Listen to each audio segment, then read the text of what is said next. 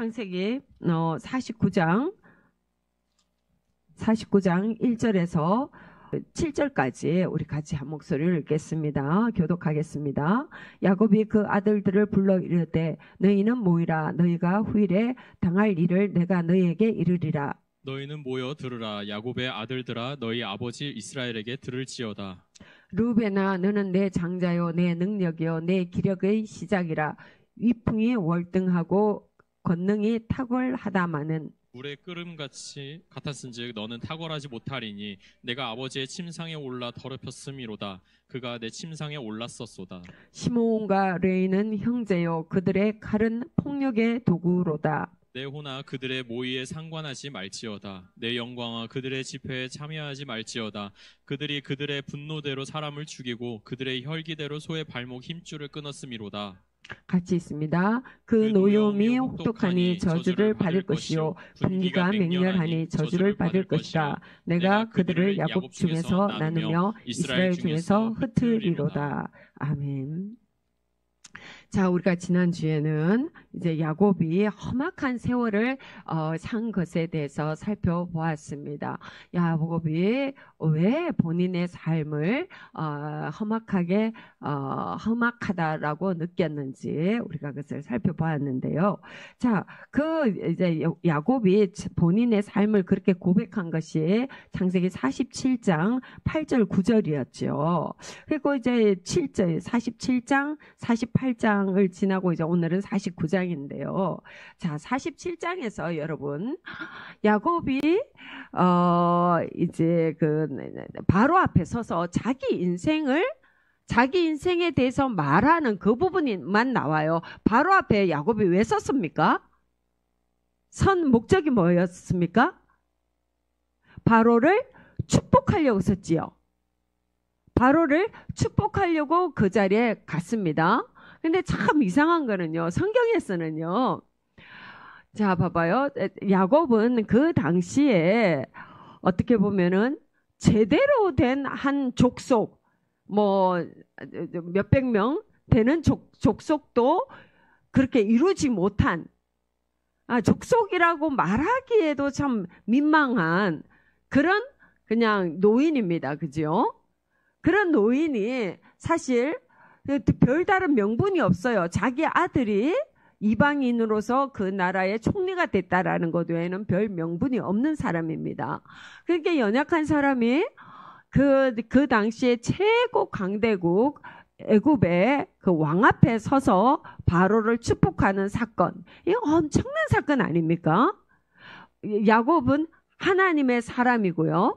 하나님의 사람이 행하는 일, 하나님의 사람이 행하는 일은 다 그 안에 계신 성령께서 행하시는 거지요. 바로를 축복하는 일도 대단한 거였는데, 그때 성경에서는 어떻습니까? 그 일에 대해서는 한마디의 언급도 없습니다. 한마디의 언급도 없으십니다. 야곱이 무슨 말로 어떻게 바로를 축복했나? 이런 말이 한마디도 없어요. 그냥 그 앞에서 섰을 때 본인의 인생을 어떻게 평가했다. 그게 나타나고, 그 다음에 이제 47장, 48장에서는 이제 그때 기근이 심해졌다라는 거, 48장에서는 또 이제 야곱이 므낫세하고 에브라임을 축복하는 사건. 이제 이런 것들만 세세하게 기록되어 있지, 그 당시 다른 상황들에 대해서는 설명이 없습니다. 여기서 우리가 무엇을 기억해야 되는가 하니까요. 여러분, 우리가 날마다 살아가지요. 그리고 세상에는 많은 일들이 있습니다. 우리나라에 지금 대통령이 바뀌었고요. 미국의 트럼프 대통령이 이때까지와는 전혀 다른 어떤 정책들을 펼치면서 전 세계가 새로운 질서를 잡아가고 있는 그런 상황입니다. 여러 가지 중요한 것들이 있는데, 자, 이런 중요한 일들이 이렇게 많이 있는데요. 하나님은 이 당시에도 마찬가지로 그런 일들이 있었겠지요? 그죠? 그랬는데 성경은 그거에 대해서 말씀하지 않는다라는 것입니다. 성경에서 기록되어지지 않았다라는 것은 무슨 말씀이냐? 성경은 그것에 대해서 크게 관심을 두지 않으신다라는 겁니다. 하나님께서 무엇에 관심이 있느냐? 하나님께서 무엇에 관심을 두고 계시느냐? 무엇에 초점을 두고 하나님은 보시느냐? 이 땅의 일들을 보시느냐? 이것이 우리의 관점이 되어야 되겠습니다. 우리가 이 세상을 살아갈 때에 우리나라의 대통령이 바뀌고 경제가 어떻고 세상이 어떤 식으로 돌아가고 세상의 역사가 어떻고 세상의 지리적인 여건이 어떠니까 어떻고 앞으로 주가가 어떻게 되겠고 경제가 어떻게 되겠고 사람들은 이것에 관심이 많지요. 그지요? 또 우리는 개인적으로 내가 어떤 직업을 가져야 되겠고 내가 얼마나 돈을 벌고 내가 어떤 계획을 가지고 내가 자식들을 어떻게 키우고 또 어떤 사람은 내가 결혼을 어떻게 하고 또 어떤 사람들은 내 노후를 어떻게 준비하고 권사님들 우리는 사람들은 그런 데 관심이 많습니다. 다 온통 우리는 그런 관심이지요. 그런데 성경에 하나님의 관심은 그런 것에 크게 관심을 두지 않으십니다. 우리는 끊임없이 우리의 시각은 하나님이 어떤 분이신가를 알아야 됩니다. 하나님이 어떤 분이신가를 안다라는 것은 하나님께서 무엇에 관심을 가지고 계시는가? 하나님은 무엇을 중요하게 여기시며 또 무엇을 중요하게 여기지 않으시는가? 우리는 그걸 알아야 됩니다. 그래서 우리도요. 하나님께서 중요하게 여기시는 것을 우리도 중요하게 여길 줄 알아야 되고 하나님께서 기뻐하시는 것을 우리도 기뻐해야 되고 하나님의 방식을 따라가는 것을 늘 배워야 됩니다. 성도들의 삶은 이런 것입니다. 여러분, 우리는 늘 우리의 정체성을 분명히 하고 살아가야 됩니다. 내가 누구인가? 나는 이 땅에서 누구인가? 우리는 하나님의 사람들입니다. 하나님의 방식으로 살아가는 사람들입니다. 하나님의 법으로 살아가는 사람들입니다. 오늘도 우리는 하나님께서 인생을 어떻게 보셨는지 그것을 살펴보도록 하겠습니다. 오늘 본문은 창세기 49장은 야곱이 자기의 12아들들을 이제 임종을 앞에 두고 마지막으로 그러니까 야곱이 바로 앞에 가서 자기 인생을 그렇게 고백하고 난 다음에 남은 사명 애굽에서 17년을 살잖아요. 147세에 야곱이 이제 죽으니까 17년을 사는데 17년을 살아가는 동안에 기록이 아무것도 없습니다. 17년 동안에도 야곱은 어떤 활동을 했겠지요? 경제 활동을 했을 것이고 자식들에게 어떤 그 질서를 가르쳤을 것이고 그 지역에서 어떤 평가를 받는지 야곱은 어떤 포지션이 있었을 것입니다. 그런데 성경은 그에 대해서 한마디도 말씀하지 않으십니다. 말하자면 성경은 그에 대해서 별로 관심이 없으십니다. 단지 야곱이 므낫세하고 아브라함에게 어떤 축복을 했는가? 그 자식들에게 어떤 유언을 남겼는가? 유언의 축복을 했는가? 말하자면은 야곱의 사명은 이것이었던 것입니다. 17년 동안 거기에서 살면서 야곱이 행한 거는요. 그냥 하나님께서 주신 복 안에서 아들이 총리로 있는 그 영광을 누리고 그것을 또 즐기며 그것은 하나님께서 주신 복락입니다. 그냥 누리면 됩니다. 그것은 우리에게 주신 것입니다. 근데 그거는 그냥 하나님께서 주신 것을 그냥 내가 누리는 것이고 하나님께서 중요하게 보시는 야곱의 일, 그 일은 오늘 본문에 나타나는 야곱이 자손들을 축복한 일이라는 것입니다. 여러분, 우리는 우리의 삶에 이 줄기를 항상 잘 잡아야 됩니다. 저는 제 인생을 위해서 기도하는 큰 기도 중에 하나가 하나님 제 수고가 헛되지 않게 하여 주시옵소서. 저는 아주 큰 기도 제목입니다. 저는 별로 그렇게 힘이 넘치는 사람이 아닙니다. 멀쩡해 보여도 조금만 무리가 됐다 싶으면 아주 그냥 금세 그냥 몸에 신호가 오고 그렇습니다. 그러니까 저는 에너지를 잘 아껴야 됩니다. 에너지를 관리를 잘 해야 됩니다. 그래서 하나님 앞에 저는 기도가 이런 기도입니다. 하나님, 제가 헛것에 힘쓰지 않도록 주여 저를 도와주시옵소서.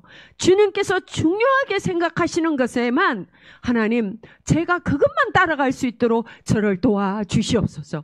너무 아주 저한테서는 굉장히 중심적인 기도의 제목입니다.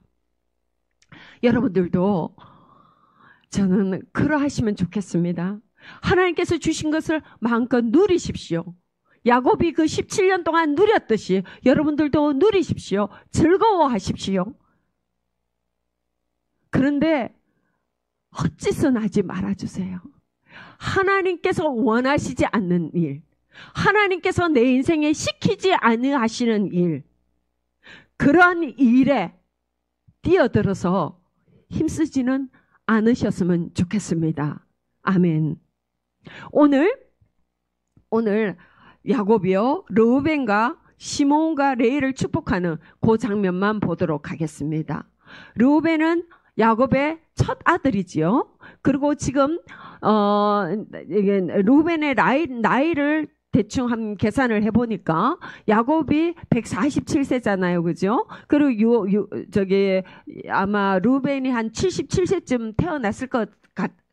이제 우리가 예상하기에 그 정도 태어났다라고 계산해 볼 수 있잖아요. 르우벤이 나이가 70입니다.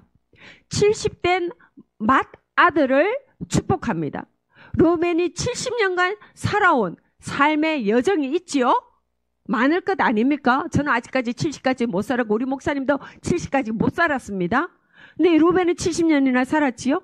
근데 그 아들을 축복하면서 지금 무엇이라고 말하느냐? 3절 4절 같이 읽습니다. 시작. 내 기력의 시작이라 위풍이 월등하고 권능이 탁월하다마는 물의 끓음 같았은즉 너는 탁월하지 못하리니 내가 아버지의 침상에 올라 더럽혔음이로다. 그가 내 침상에 올랐었도다. 르우벤의 70년 인생에 대한 평가가 딱 두 줄입니다. 두 줄인데 이거 뭡니까? 위풍이 월등하고 권능이 탁월하다마는 이것은 뒤에 말을 하기 위하여서 앞에 붙여놓은 말입니다. 더 중요한 것은 뒤에 말입니다. 뭐냐? 물의 끓음 같았은즉 너는 탁월하지 못하리니 네가 아버지의 침상에 올라 더럽혔음이로다. 그가 내 침상에 올랐었도다. 여러분, 이 사건은요, 창세기 35장 22절에 나타나는 사건입니다. 뭐 찾으셔도 되고 제가 금방 읽어 보도록 하겠습니다. 이 사건은요, 라헬이 베냐민을 낳다가 죽고 라헬이 장례를 치르고 그 이후에 사건입니다. 22절에 이스라엘이 그 땅에 거주할 때에 르우벤이 가서 그 아비의 첩 빌하와 동침하며 이스라엘이 이를 들었더라. 르우벤이 이때도 이제 제가 대충 나이를 계산해 보면은 한 10대 후반, 한 20세 전이 아니었을까 이렇게 싶은데요. 르우벤이 빌하와 동침한 사건을 지금 말하고 있습니다. 빌하는 라헬의 시종으로서 야곱의 이 네 번째 아내가 된 사람입니다. 세 번째 아내가 됐죠. 실바가 그 다음이죠. 세 번째 아내가 된 사람입니다. 근데 이 르우벤이 빌하와 동침을 했습니다. 혹시 여러분 왜 르우벤이 빌하와 동침하였을까 생각해 보신 적이 있습니까? 르우벤이 빌하와 동침한 사건은요, 단순하게 정욕의 사건이 아닙니다. 성경은요, 많은 학자들은 성경을 해석하면서 이것을 단순하게 어떤 정욕이 넘쳐서 빌하와 동침한 사건으로 보지 않습니다. 이 사건은 어떤 사건으로 볼 수 있느냐 하니까 이 집에 제일 사랑받는 아내가 라헬이었지요. 라헬이었고 그 다음에 사랑받는 아내가 누구였을까요? 자녀는 레아가 많이 낳았지만 자녀는 레아가 많이 낳았어요.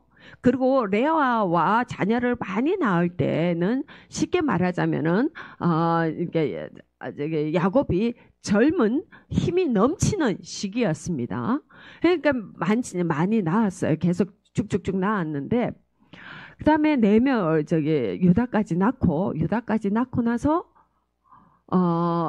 그 다음에 누가 자녀를 생산합니까? 그 다음에 자녀를 생산하는 사람이 빌하죠. 빌하가 둘을 낳고요. 그 다음에 다시 실바가 둘이 낳고 그 다음에 또 레아가 낳죠. 그러니까는 이 빌하가 이 아내의 서열 중에서는 누구가 뭐 높다 아니다라고 말하긴 참 묘한데 지금 라헬이 어쨌든 간에 지금 이 육신적으로 야곱의 마음을 많이 차지했던 사람은 라헬이 분명합니다. 근데 라헬이 죽었어요. 라헬이 죽고 난 다음에는 이 아내의 어떤 물론 외형적으로 쉽게 말하자면 중전마마는 레아죠. 레아인데 누가 야곱의 마음을 차지하고 있느냐? 레아의 자리를 계속 넘보는 라헬이 계속 레아의 자리를 넘봤죠. 넘봤는데 라헬이 죽었습니다. 그 다음에 이 레아를 계속 충동질했는 사람이 빌하가 아니었던가. 루벤은 엄마가 이 작은 엄마, 이모인 작은 엄마 때문에 얼마나 마음이 많이 상한 힘든 삶을 살았는지를 아주 잘 보고 자란 큰아들입니다. 보통 아내들이 남편의 사랑을 받지 못하면 큰 아들과 연합하지요. 유대관계가 아주 견고해집니다. 아들을 남편 삼습니다. 이 감정이 아주 묘한 감정이 그 안에 있습니다. 엄마만 있는 것이 아니라 아들도 엄마에 대한 그런 감정이 있습니다. 이 감정이 있는데요. 이 루벤은 아마도 이 상황에서 이거를 확고하게 빌한테 이거를 질서를 딱 정해주고 싶었던 것은 아닌가라고 우리가 추론해 볼 수가 있습니다. 빌하에게 뭐냐? 이 집에 아버지는 이제 연세가 들어가시고 이 집의 장자는 나다. 아버지의 후계자는 나이고 나의 엄마는 레아다. 너는 지금 나한테 잘 보여야 된다. 이게 지금 그런 어떤 맥락에서 지금 행한 일이 아닌가라고 우리가 추측을 합니다. 말하자면은 아버지의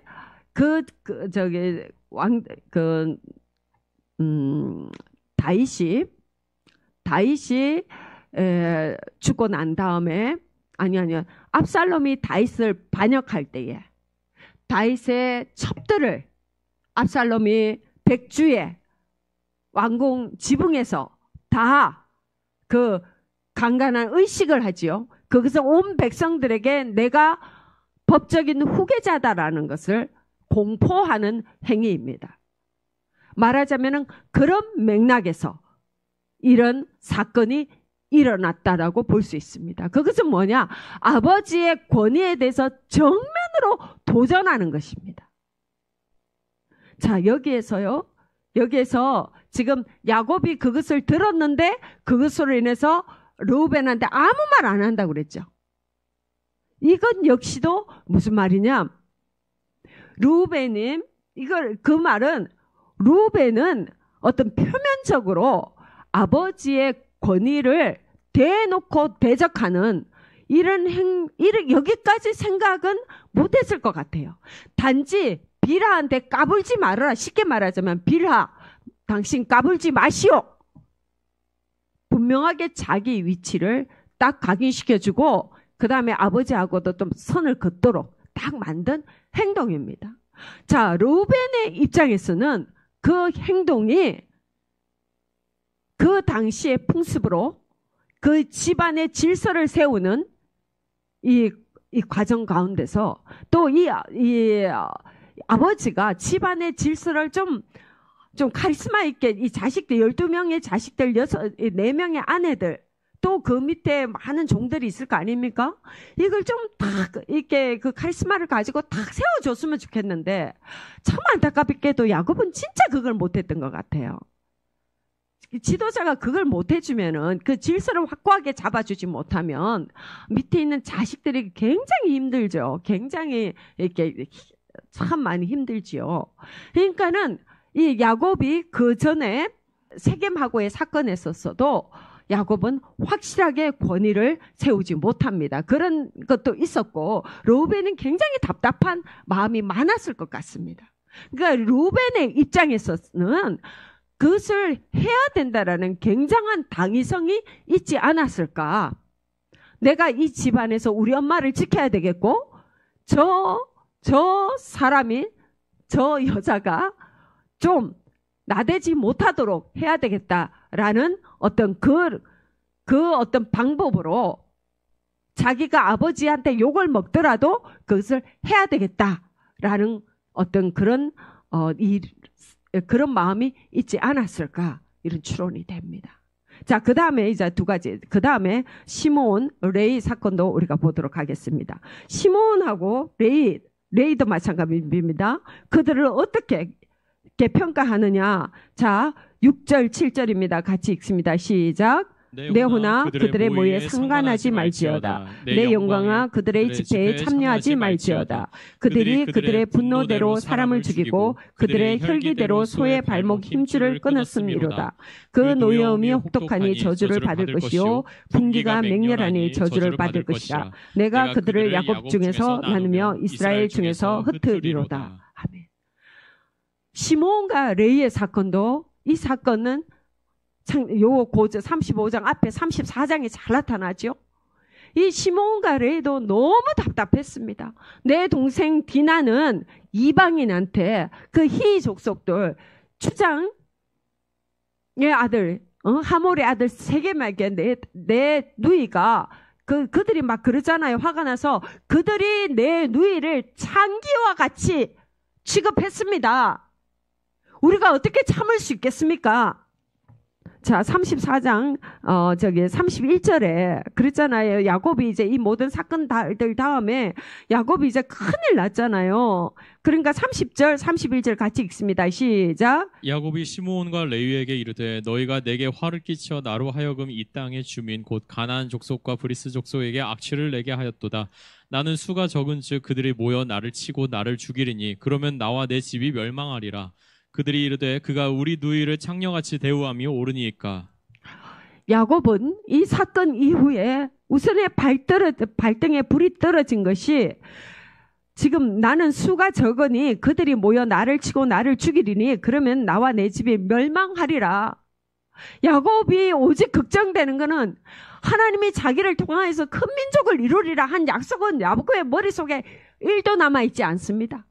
이 사건이 일어났으니 저들이 힘을 합쳐서 나를 죽일 거다. 오직 이 두려움에만 사로잡혀서 야곱은 그들이 하자는 대로 이방 할례 없는 백성과 결혼 이 화친을 맺습니다. 그런데 이 자식들을 시몬과 레위가 보기에는 정말 기가 안 차는 거예요. 아버지가 하는 어떤 일들이. 시몬과 레위 분명히 아버지에게서 믿음을 교육받았을 거 아닙니까? 이들도 할례를 받았고요. 우리 할아버지가 아버지를 잉태했을 때 그 하나님께서 나타나셔서 아버지를 통해서 큰 민족을 이루시겠다라는 분명한 약속 가운데 우리는 집은 이 신앙 가운데 이걸 붙잡고만 왔는데 이제 이 신앙의 정체성이 없는 행동이 벌어지고 있잖아요. 자기 눈앞에.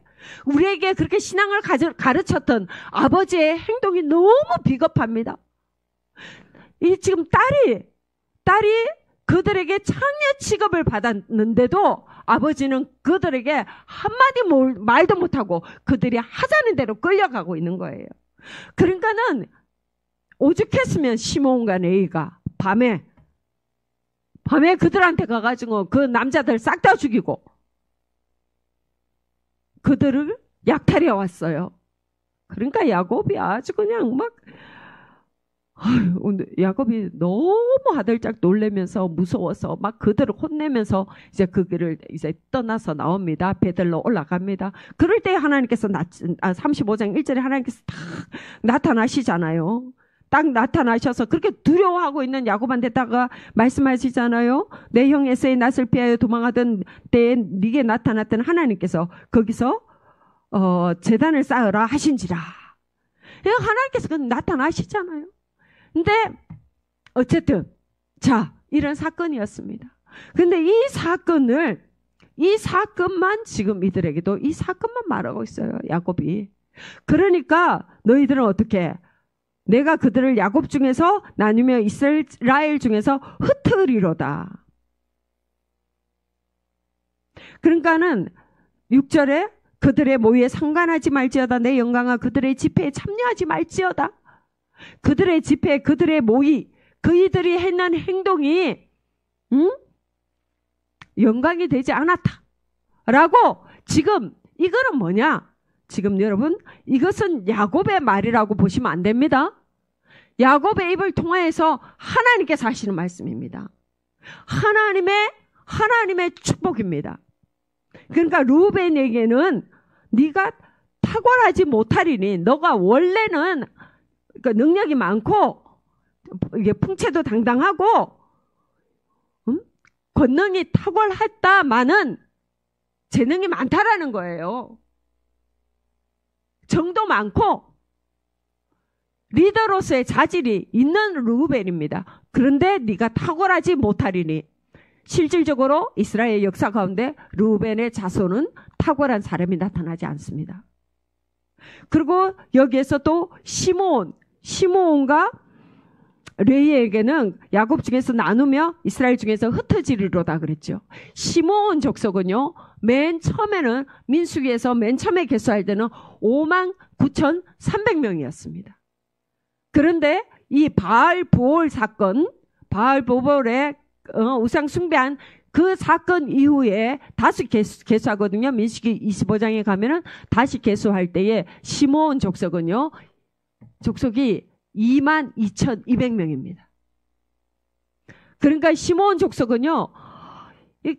어떻게 그렇게까지 갑자기 수가 확 줄었는지 아마도 바알보올 사건 때에 죽은 24,000명의 그 죽은 사람들이 대부분 이 사람들이 아니었나 이렇게 추측을 하고 있습니다. 어쨌든 시므온 족속은 그렇게 숫자가 확 줄면서요. 시므온 족속은 결국에는 이스라엘 가운데서 땅 분배도 따로 받지 못합니다. 유다 족속 그 땅 속에 시므온 족속이 같이 있습니다. 같이 있고 족속의 정체성도 흩어지게 됩니다. 그리고 레위는 다시 금송아지 출애굽 때에 아론이 금송아지 만들었을 때에 레위 족속이 다 일어나서 하나님의 마음을 시원하게 했다 그러죠. 그때에 이 저주가 풀어집니다. 그래서 그렇지만 레위 족속도 흩어집니다. 제사정으로서 각 지파에게 다 흩어지지요. 이 예언이 그대로 성취됩니다. 그러니까 무슨 말씀이냐? 지금 이거는 야곱이 어떻게 지금 이 자식들을 쭉 키우면서 어떻게 이 자식들 때문에 내가 너무 곤란했으니까 지금 니네들한테 내가 그렇게 한다. 이게 아니고요. 하나님께서 이들의 삶을 평가하신 것입니다. 이게 무슨 말씀이냐? 여러분,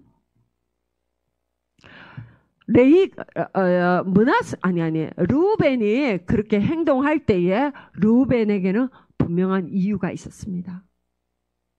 굉장히 의분이 있었고요. 우리 아버지는 너무 답답했고요. 그리고 저 빌하는 너무 꼴보기 싫었고요. 우리 엄마는 너무 슬퍼했고요.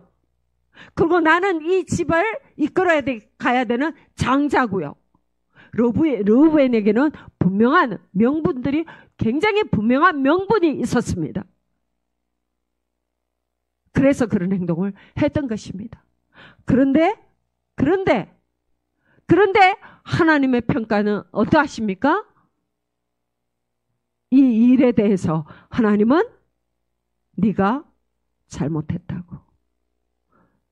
네가 물에 끓은 같았은즉 네가 아버지의 아내를 취하는 간음을 행하였다고. 하나님께서는 명확하게 르우벤의 삶을 그렇게 정의하십니다.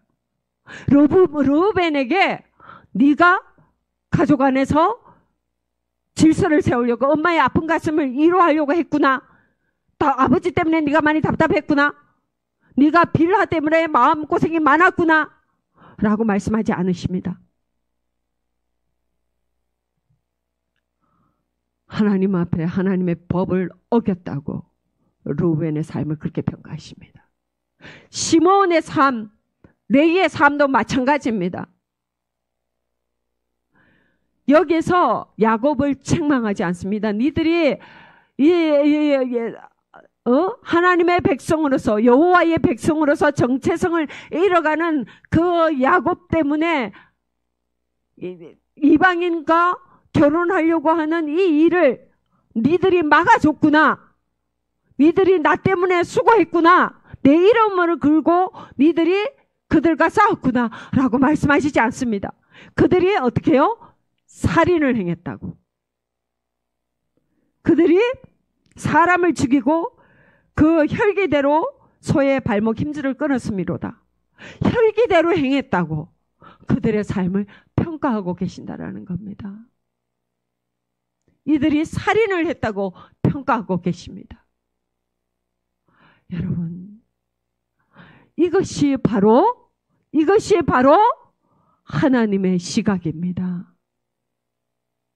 우리가 두려워해야 되고 우리가 초점을 맞춰야 되는 하나님의 시각이라는 것입니다. 아멘. 이들의 삶에는 다 너무나 이유가 있었습니다. 나름대로 대의 명분이 있었습니다. 그 대의 명분이 있어서 그러한 일들을 행했는데 그 사건들이 지나고 하나님의 결론은 무엇이냐? 네가 간음하였도다. 네가 살인을 저질렀도다. 네가 내 법을 어겼도다. 하나님의 결론입니다. 여러분, 우리가 살아가는 동안에 참 많은 일들이 있습니다.